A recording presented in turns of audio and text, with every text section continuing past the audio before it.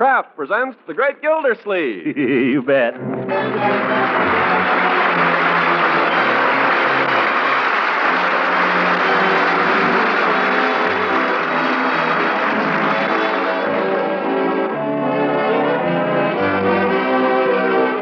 The Kraft Cheese Company, makers of Parquet margarine and a complete line of famous quality food products, presents Harold Perry as The Great Gildersleeve. Kraft brings you The Great Gildersleeve every week at this time, written by John Whedon and Sam Moore, with music by Claude Sweet.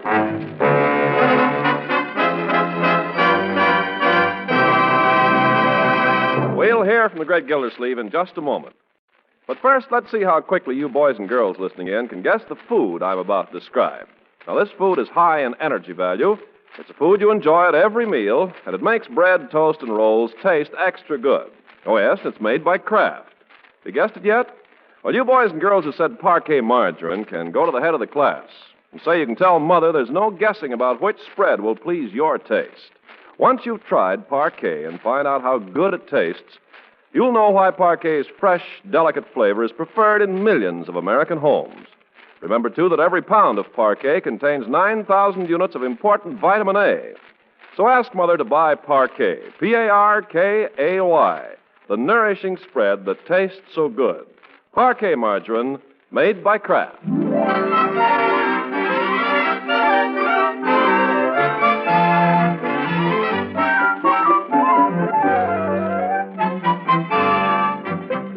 Now let's see what goes on in Summerfield. Ah, yes. In the society column of the Summerfield Indicator appears this item. Hi-ho! The post-Lenten social season is in full swing these days, and everything is gay, gay. One of the highlights of the season occurred last evening at the charming home of prominent Mrs. Leilas Ransom, who supported the war effort with an informal reception and buffet supper in honor of prominent Mr. But we're getting ahead of our story. Let's go back a day. Let's go back a day and up one flight to the bedroom of Throckmorton P. Gildersleeve, where that prominent figure finds himself cornered by his niece and nephew. How about it, Unc? Yes, Uncle Mort, how about it? You've been putting it off and putting it off. You said a week ago. You promised. And this is the day they're collecting the clothes. The high school's sending a truck around. Now, just a minute. One at a time. I asked him first. I get the most. You do not. We divide it evenly. I don't see where you Well, I am entitled to exactly Get one at a time, one at a time. Mr. Gilsleeve. One at a time. Excuse me, Bertie. Mr. Gilsleeve, while you're at it, Yeah? I'm getting the clothes ready for the mall. You got anything you want to take care of? Well, yes, Bertie. I've got a few things in my closet here. My tuxedo, for instance. Uncle Mort, you'll never wear that tuxedo again. Now, why don't you give that to the drive? Me, I get the tuxedo. Oh, no, you don't. Now, wait a minute. Whoop. Leroy, pick up that tuxedo. It slipped off the hanger, Unc. I didn't even touch it. Pick it up. I was gonna. Bring it here. Okay. Look at it. My goodness, I got to dust out that closet. Doesn't matter if it's a little dusty, Unc. The Russians won't care. Just for that, I think you ought to give it to me. Nothing doing. I need it more than she does, Unc. If we bring 50 pounds of clothes to school for the drive, we get a free ticket to the movie. Give Burma. It's neat. Harold But Flynn our gets school is collecting today, Uncle Mort. The truck's coming around this morning. Wait a a minute. free ticket, Unc. Objective Burma. Harold Flynn. The clothes are for the Russians. They're not for Errol Flynn. Hold on now. The clothes are mine, so keep your shirt on, both of you. I'll decide what's to be done with them. But, Unc, if I bring 50 pounds to school, I get a free ticket to the movie. I heard that, Leroy. Objective Burma. I heard that, too. Errol Flynn. Errol, I know. Bertie, Yes, sir. take the tuxedo downstairs, hang it on the line, and air it thoroughly. Then put it in mothballs. Oh, Uncle Mort, you'll never wear it. Well, what about it, Miss Gilsleeve? Take the tuxedo downstairs. Yes, sir.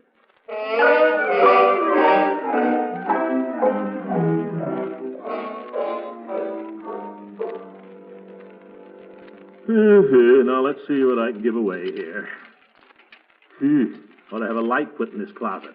I can't even... Oh, please! Take it easy, Unc. Too many hangers in here. Too many clothes. Got a good mind to give them all away.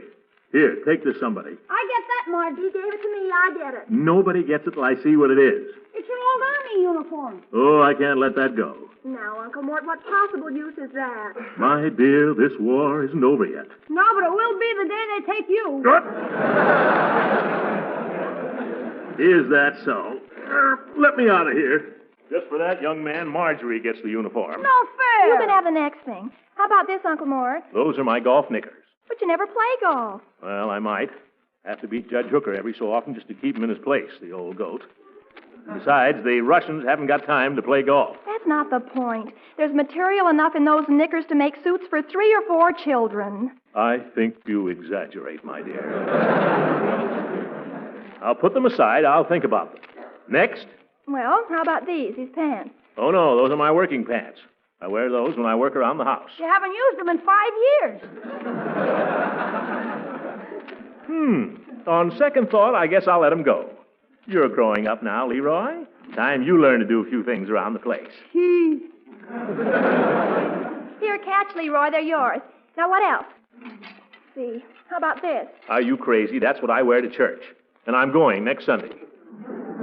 Well, that's all then. Gosh, is this all we get, Unc? Just the uniform and the pants? With all those people freezing over there?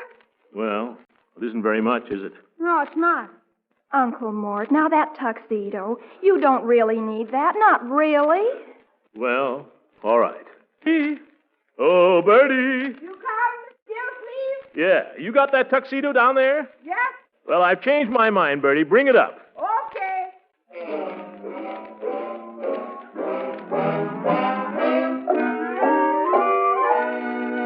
This is Miss Gilsey.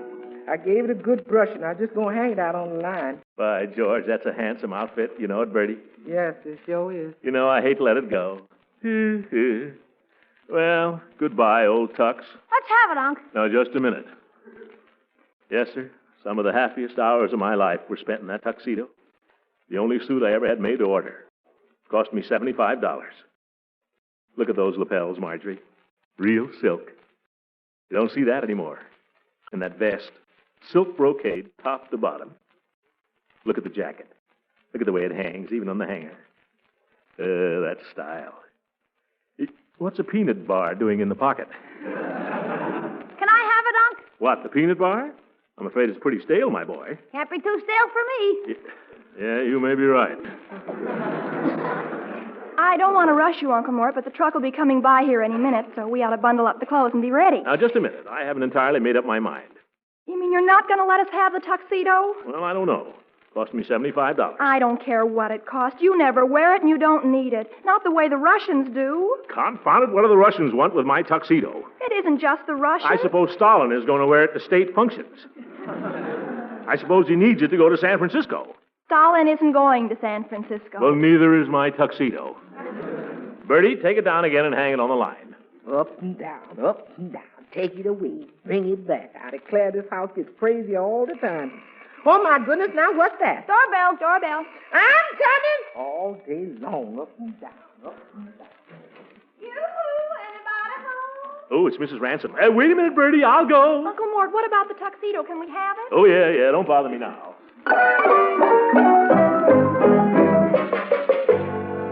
Well, Leila. I hope you'll forgive me barging in like this, Throckmorton. Glad to see you anytime. Come in and sit down. Oh, I couldn't. You're just going to hate me when you know what I came over for, Throckmorton. Not me.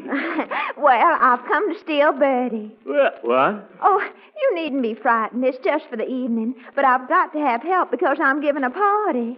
Party?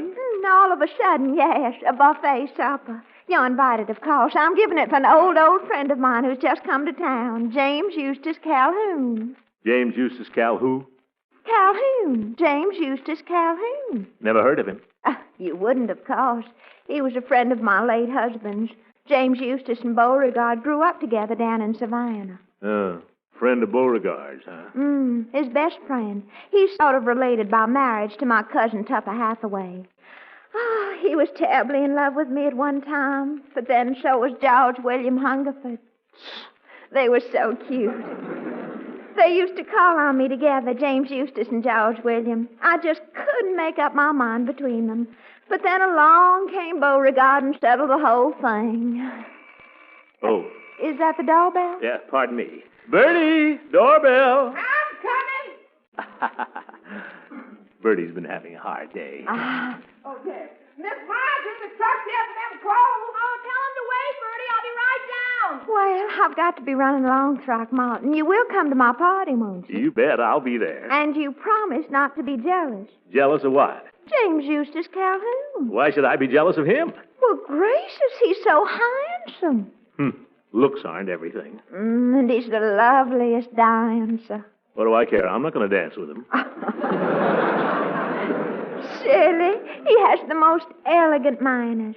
He's a diplomat, you know. Oh, he is, eh? What's he doing up here? Well, I don't know exactly, but it's for the government. It's terribly secret, I suppose. Anyway, I'm so excited. I just can't wait till I see him again. I know you'll be impressed by him, Throckmorton. Well, I've met diplomats before. I shook hands with Jim Farley once. Oh, but James Eustace is different. More the lean, handsome type. I just love the way he dresses. You know, so few men know how to dress well. He wears imported tweeds and things like that. Oh, simply divine. Oh, but gracious, here I'm rambling on. Oh, there's one thing, Throckmorton. Yeah?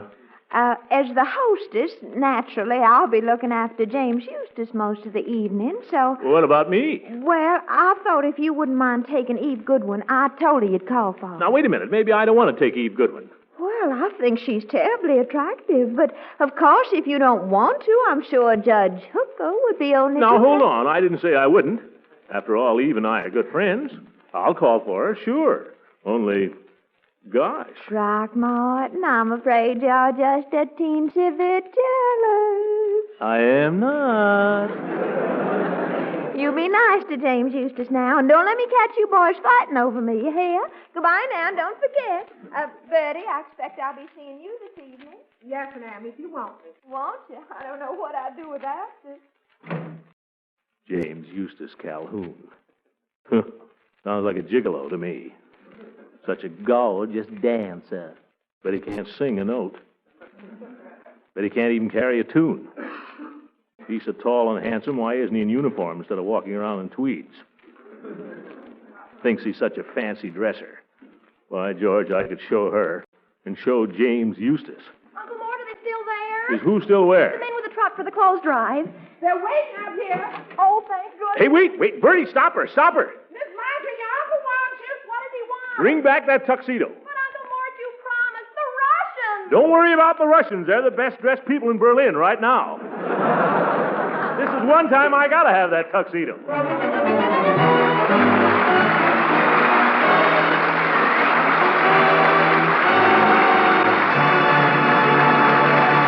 The great Gildersleeve will be with us again in just a few seconds.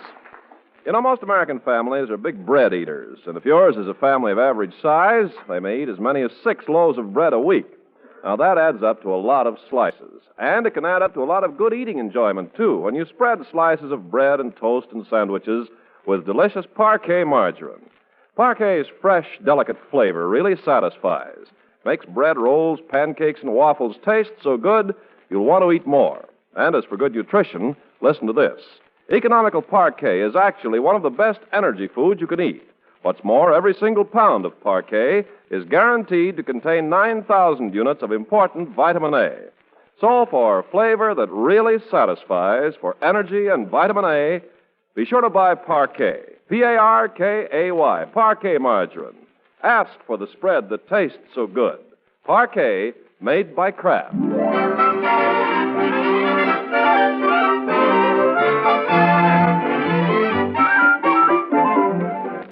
Now let's get back to the great Gildersleeve, who's donned his finery and is now on his way to Leila Ransom's party. In a few moments, he'll be calling for Miss Eve Goodwin, but first we find him stopping off at Peavy's drugstore for a cigar. Oh, pardon me, Peavy's pharmacy. Hello, Mr. Gildersleeve. Well, greetings, Peavy. Greetings and salutations. I judge from your get-up you're going to some kind of a party. What do you mean, get up? A tuxedo, a boiled shirt, and a brocaded vest. Are those pearl studs on the vest, Mr. Gildersleeve? Well, mother of pearl. Pearl's a little ostentatious. I dare say. Is this a meeting or just a social affair? Oh, purely social, Peavy. Mrs. Ransom is giving a reception for some bigwig from Washington. I guess she wants to impress him. You know how these fellas are. They'd rather dress than eat. Oh, no, I wouldn't say that. Yes, they would. Those fellas put on a cutaway to go out and sit in the backyard. But I'll show him he's not visiting a bunch of hayseeds out here. Ever see my gold cigar cutter? There.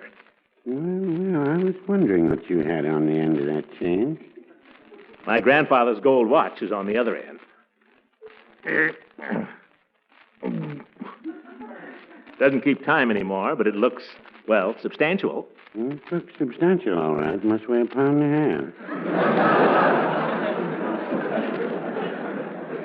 Where'd you get the walking stick, Mr. Gildersleeve? It's quite some time since I've seen a gold-headed cane. Belonged to my great-uncle Albert. The gold knob's a little loose, but it stays on if you know how to hold it. Maybe a little mucilage would help. No, not necessary. I'll put the knob in my pocket when I get there. Let's see, what did I come in here for? Oh, yes, cigars. I want the most expensive cigars you have, Peavy. Yes, sir. You mean the 3 for half? Is that the best you can do? Well, no, but that's as high as you've ever gone, Mr. Gildersleeve. I'm establishing a new ceiling, Peavy. The sky is the limit. Well, I've got a cigar here that costs 50 cents straight. How does this look to you? No band. No, sir. This particular cigar doesn't carry a band. Well, then how's anybody going to know it costs 50 cents? Well, I could tie a little price tag around it. What? No, don't try to be funny, Peavy. Just give me 6 of those 3 for half. Then I'll know where I stand, and so will everybody else. Yes, sir. That'll be $1 plus the tax. I'll just put them in my cigar case. That's very handsome. Leather. This part here is gold-filled. You don't say. $1 plus the tax, Mr. Gildersleeve. I'm trying to get the money, Peavy. Got my change in my watch pocket here, if I can... Maybe if you took your gloves off, you could... You charge it, Peavy. That charge it shall be. Well, have a good time, Mr. Gildersleeve. I will, Peavy. I'll be the belle of the ball and the queen of the May. Queen of the May. Looks like a monkey on a stick.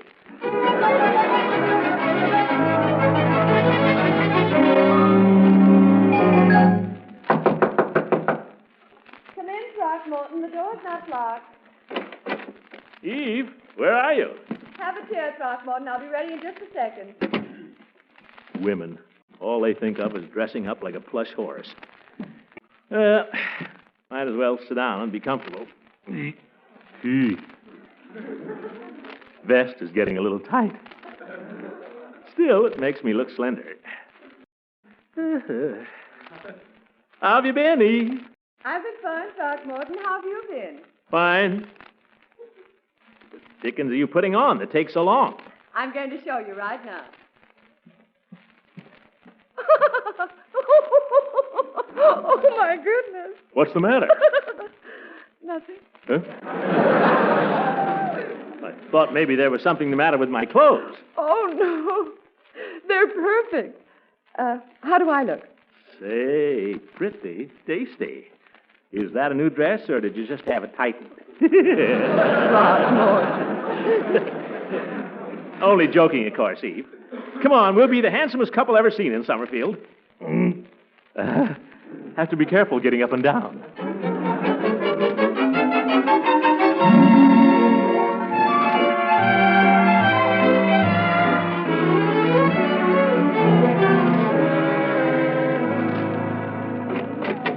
Good evening, Mr. Gildersleeve. Evening, Miss Goodwin. Well, hello, Bertie. Fancy finding you here. Good evening, Bertie. May I take your wraps, folks? The drawing room is right to the left. Drawing room? It's the parlor.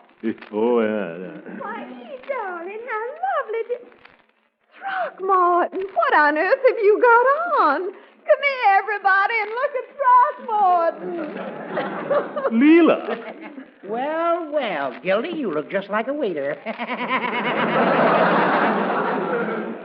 What's the matter, Judge? Don't you own a tuxedo? I'm afraid you're the only man that's dressed up, Throckmorton. I am. What happened to the diplomat? Oh, my land, aren't I terrible? Here we are all standing out here, and my guest of honor's all by himself in the drawing room. Come in, everybody, and meet him. Come on now. You suppose that's the fellow, Eve? He's the only stranger inside. An old tweed suit. Ha! Oh, come and meet Mr. Calhoun, Eve. Miss Goodwin, Mr. James Eustace Calhoun. How do you do? I'm totally charmed, Miss Goodwin. Oh, brother. And Mr. Gildersleeve, Mr. Calhoun, and Mr. Calhoun's from Washington, Throckmorton. I know. How do you do? I'm proud and happy to meet you, sir. I understand you're in government yourself, sir. Government? Oh, yes. I'm a servant of the people like yourself, Mr. Calhoun. Government service is a tradition in my family, Mr. Gildersleeve. Wasn't your grandfather a governor, James Eustace? On my mother's side, yes, Leila. Well, my grandfather was a deputy sheriff. I see. Won't you ladies have a chair, Miss Goodwin? Thank you. Here, let me get a chair for you, Leila. And I was getting her a chair, Horace. Oh, now, boys, don't you fight over me, you hear? Oh, I wonder if y'all would excuse me a minute. There's something I forgot to ask my maid. Certainly. Oh, now, don't get up, James Eustace. I'll be right back. Charming woman. Charming. Summerfield seems to have more than its share of charming ladies, if I may say so, Miss Goodwin. Is that the diplomat speaking, Mr. Calhoun? The diplomat. Mrs. Ransom tells me you're with the State Department down in Washington. Well, not exactly. I'm in the personnel division of the WVD. Oh? What's that? One of the war agencies. Most of our work is confidential. Oh, it must be awfully interesting. It is, ma'am. I'd love to hear about it. It's not as interesting to me at the moment, ma'am, as you are. Could I have the pleasure of dancing with you? Oh, I didn't know there was dancing. We've rolled up the rug in the dining room, and the phonograph is in there, if you do me the honor. Well, that sounds lovely. You'll excuse me, Throckmorton. Oh, sure. Don't get up. I wasn't. Oh. Hurry back, Eve. I shall return your lady unharmed, Mr. Gildersleeve. Just wants to show off what a good dancer he is. How do you know he's a good dancer? Leela says he's a regular Vernon Castle. I'd know anyway. All these slick fellows that talk that way are good dancers. I hate them. Look at him. Bowing and smiling. And wearing an old tweed suit.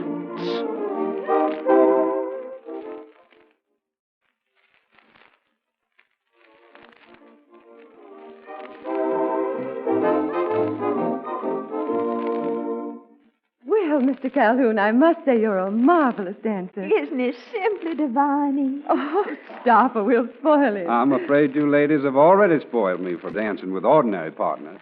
Throckmorton, why aren't you dancing? I don't want to. Oh, come on, Throckmorton. I just love the way you swing me around. He almost frightens me to death, James Eustace. Well, I imagine Mr. Gildersleeve is a beautiful dancer. Well, I've had a few compliments in my time. Eve, would you do me the honor? Oh, I wish you'd excuse me for a few minutes, Throckmorton. I'm a little out of breath. Oh. Well, how about you, Leela? Shall we tread a measure? Oh, let's just talk for a minute, shall we? I'm dying to know just what James Eustace does down there in Washington. Oh, my job is mostly routine, Leela. Signing reports, filling out forms, and so on. I imagine the judge here has a much more interesting job than I have. What about me? I find the bench very satisfactory, Mr. Calhoun. A judge gets a chance to study human nature. I've always believed, as the poet said, that the proper study of mankind is man. Very true, Judge, very true. Well, now, as water commissioner, If you will permit me, Gildy. Mr. Calhoun, a judge sees a good deal of human flotsam and jetsam in the course of a year. a water commissioner sees plenty, too. Gildy. But the fellow that reads the meters, he sees everything.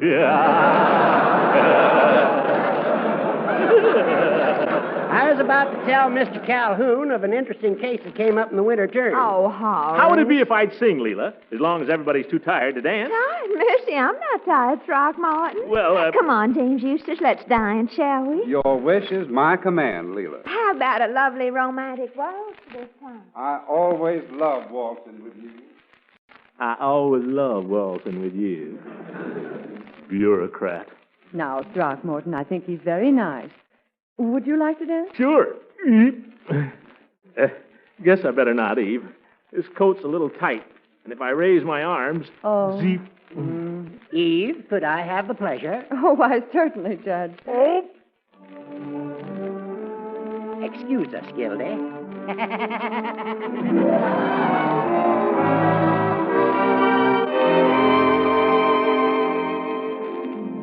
I don't know whether whether I mention it, Mr. Calhoun, but I sing a little. That's a grand gift, Mr. Gildersleeve. I envy you, sir. As I was saying, Miss Goodwin, one of my closest friends is a very important man in the Navy Department. Eve, wouldn't you like to hear me sing? I have, Throckmorton. Yes.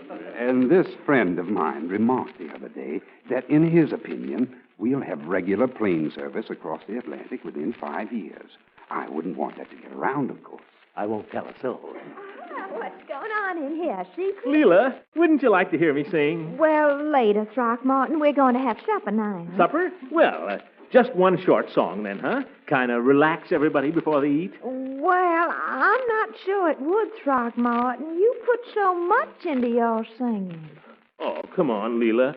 You play for me. Well, everybody else wants you to, do they? Well, they all love music, don't they? I do, and I'd like to hear you sing anyway, Gilda. I'd rather hear you than listen to any more of Calhoun's conversation. Yeah, well, thank you, Judge. Ladies and gentlemen, Mr. Throckmorton P. Gildersleeve has consented to favor us with a vocal selection. Well, that's just fine. He'll be accompanied at the piano by our charming hostess. How lovely. I shall endeavor to present the dramatic ballad, Chloe. Leela? Yeah. That's a very good key. Chloe.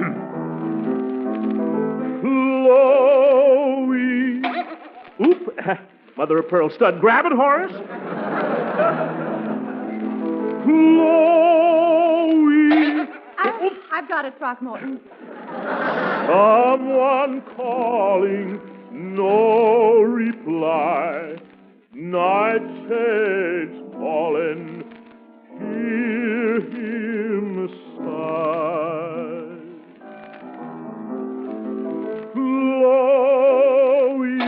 Throckmorton, it went down my dress. Chloe.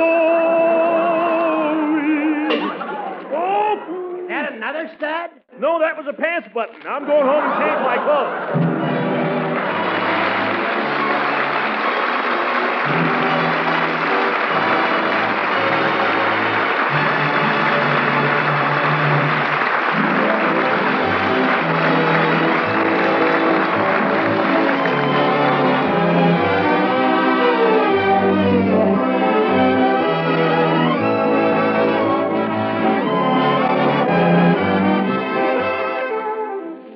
Well, I gave my tuxedo to the United National Clothing Drive after all. And then I found they don't want tuxedos. So I'm stuck with it. Seriously, there are millions of people in Europe who need clothing desperately. It's hard for us to realize over here, but it's a fact that many people in Europe have died from exposure. So go through your closets, dig out the stuff that's still good, that you don't really need, and turn it in to the local committee of the United National Clothing Collection. Ask yourself, what can I spare that they can wear? And then give generously. Good night, ladies and gentlemen.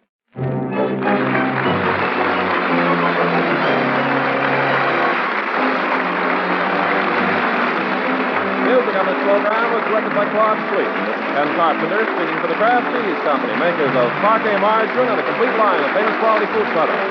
Kraft invites you to listen again next week for the further adventures of the great Gildersleeve.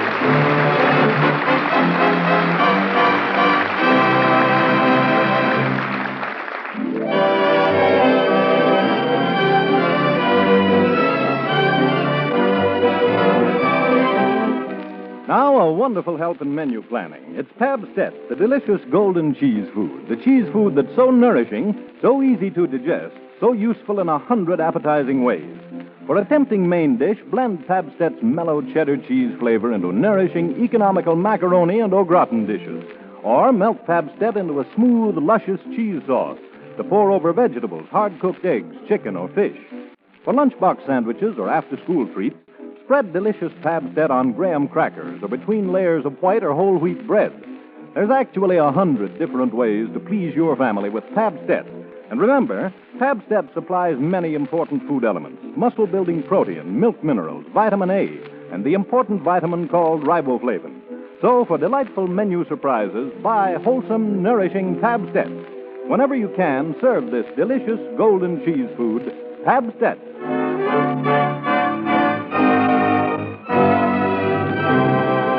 This is the National Broadcasting Company.